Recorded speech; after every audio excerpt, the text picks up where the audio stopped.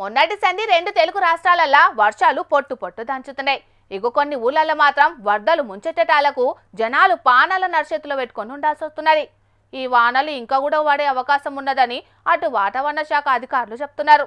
కానీ కీడ పరిస్థితి ఎట్లున్నదో చూడుండ్రోలా.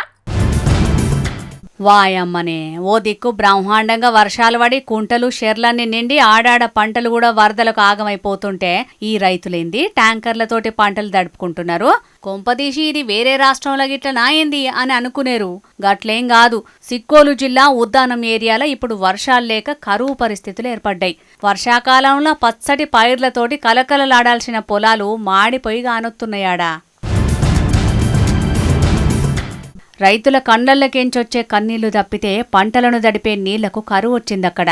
కండ్ల ముంగట్నే పొలాలు ఎండిపోతున్నాయని చెప్పి అక్కడి రైతులు ట్రాక్టర్ ట్యాంకర్లతోటి నీళ్లు తెచ్చుకొని మరీ పంటలను బతికించుకుంటున్నారు.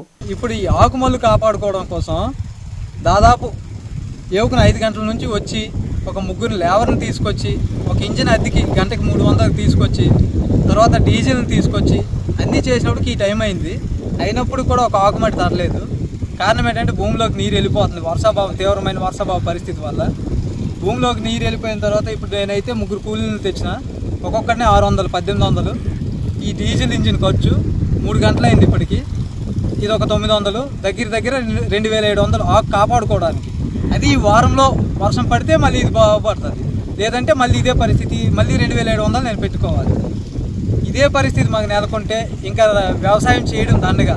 పాపం అక్కడి రైతులను ఎవ్వల్ని మందలిచ్చినా గిట్లనే గోడెల్లో పోసుకుంటున్నారు. ఇటు వంశధార నుంచి నీళ్ళొచ్చే పరిస్థితి లేదు. అటు వరుణదేవుడు కరుణించకపోయేటాళ్లకు రైతులు రాజులవుడు కాదు, పీకల్లోతో అప్పులల్లా మునిగిపోవుడు ఖాయమని బాధపడుతున్నారు. నారుమల్లను కాపాడుకునే తందుకే వేలకు వేలు ఖర్చు పెట్టుకుంటే ఇక రైతులు ఎట్లా బతుకుడు ఏం కథ అని కోపానికి వస్తున్నారు.